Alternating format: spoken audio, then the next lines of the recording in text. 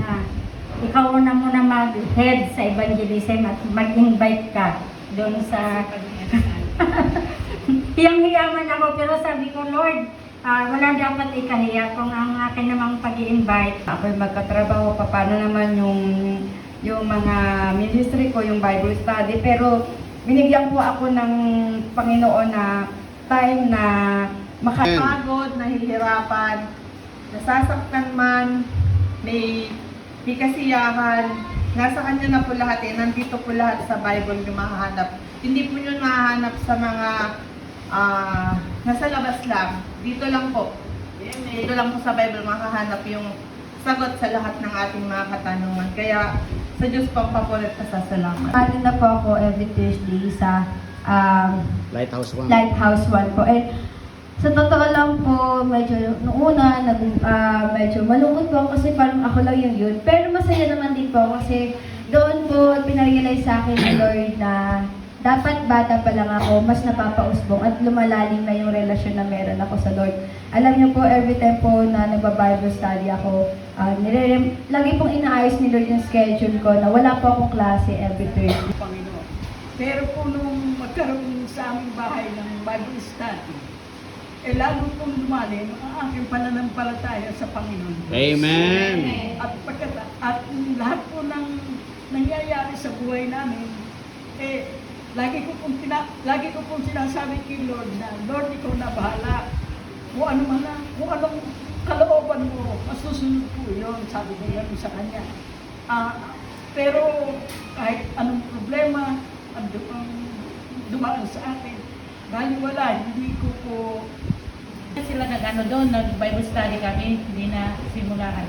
Tapos nung kailan lang, di ba, nagulat ako, mag-Bible study na naman tayo sa niya. Tapos yun, kundi nalaman ko doon na pagbasa ng Bible. Yung mga verse na yan, hindi ko alam yun. Ngayon, marunong ka na? Oo, hindi ko alam yun, na mga ganon. Doon ako natuto.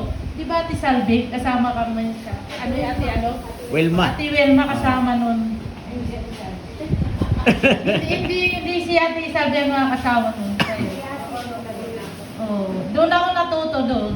Sabi ko, siyempre Katoliko ako, hindi ko man lang basa kong Biblia kung ano yun.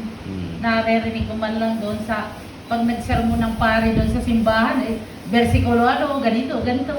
Chapter ano, hindi ko ano yun.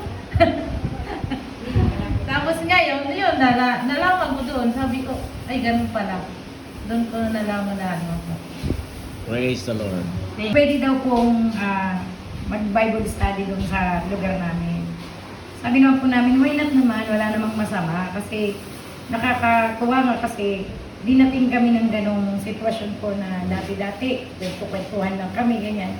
Hanggang sa yun nga po, dumating sila, hanggang sa na ano kami ng mga salita ng Panginoon. Ayun po na nagbubukas po sa isip at puso namin. Kaya po kami patuloy na nandito hanggang ngayon. At isa pa rin po na kinakatuwa ko, yung pong pamangkin ko na... Oh, si Jade. Si Jade po, talaga pong active po siya talaga. Amen. Oh. Active, minsan siniyayaya namin siya lumabas sa ano, sabi niya, Mami, hindi ako pwede kasi may ano kami, ganyan. Dito nga po sabi ko, okay lang naman, walang problema dun sa...